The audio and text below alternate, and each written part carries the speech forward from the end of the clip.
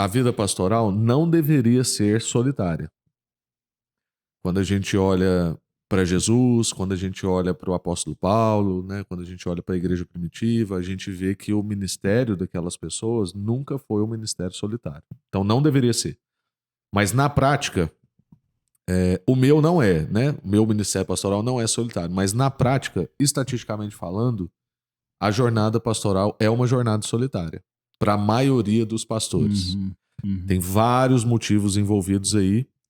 Um deles, eu creio que é sobre o modelo de governo das igrejas, né? Sobre o modelo de liderança. Nós não nos achamos melhores do que outras igrejas por vivermos em conselho. A gente acredita que existem outras expressões de modelo de governo. Agora, de fato, nós não cremos, e eu não creio em nenhum modelo de governo que seja solitário, que seja a voz do pastor é a voz de Deus. Eu não creio nesse tipo de governo, porque nem os profetas ousaram fazer isso. Os profetas sempre deixaram claro que aquilo que eles estavam dizendo não vinha da parte deles. Então não era a voz deles, não tinha que ser só do jeito que eles queriam. Eles provavam com as escrituras, então o profeta sempre era escritura com escritura. Então eu provo diante das escrituras e com a história do povo de Deus que Deus está dizendo sobre isso. Mas um profeta não oprimia as pessoas a viverem daquele jeito. Ele dava um recado. Se a pessoa não queria viver daquele jeito, ela não vivia. Que não é o contexto que nós vemos hoje de alguns pastores que entendem-se talvez profetas da sua igreja e que as pessoas têm que viver de acordo com aquilo, né? E aí não existe uma orientação. Então não há um tom de orientação, há um tom de determinação. É diferente. Então, o que o profeta traz é uma orientação. A função do profeta, e eu oro para que eu consiga isso na minha vida, por exemplo, na minha opinião, acho que trazendo para nova tradução na linguagem de agora, o que seria o profeta? O profeta é aquele que diz para onde a vida vai. Entendeu? Olha, a vida vai por aqui. Essa é a orientação. Se as pessoas quiserem seguir, eu creio que elas vão entrar num caminho de vida, mas não há uma determinação assim, você tem que fazer isso e tal, e bater nas pessoas, enfim. Então, infelizmente, a jornada pastoral hoje, em geral, é uma jornada solitária. Por questões, às vezes, de política dentro da igreja. Então a pessoa tem receio de abrir os seus dramas e os seus dramas serem expostos, e ele perder a autoridade, perder a credibilidade, perder o seu lugar no ambiente eclesiástico.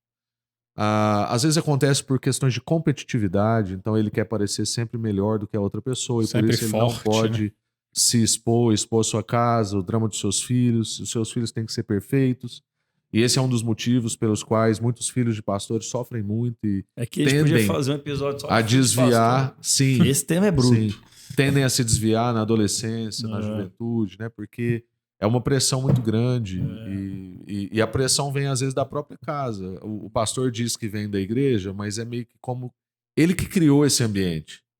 Então é o que você vai ensinando, né? Jesus diz que a ovelha ouve a voz do seu pastor e o segue. Se você conduzir ele para um caminho de perdição, a ovelha vai. Você é filho de pastor, não penteu o cabelo desse jeito, hein? Você é meu filho, não comporta de tal maneira, mais ou menos. E a igreja pega isso. O que eu tô querendo dizer é que mais do que o trato do pastor com o filho dele, é que ele transparece isso para a igreja. E a igreja vai tratá-lo como tal, né? Porque, como eu acabei de dizer, a ovelha ouve a voz do seu pastor, né?